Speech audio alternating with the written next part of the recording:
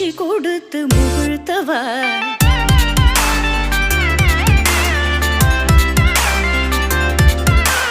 தனிக்கடல் அலையினில் கதிரவனொளியினை இணையற கழலன கனித்தவா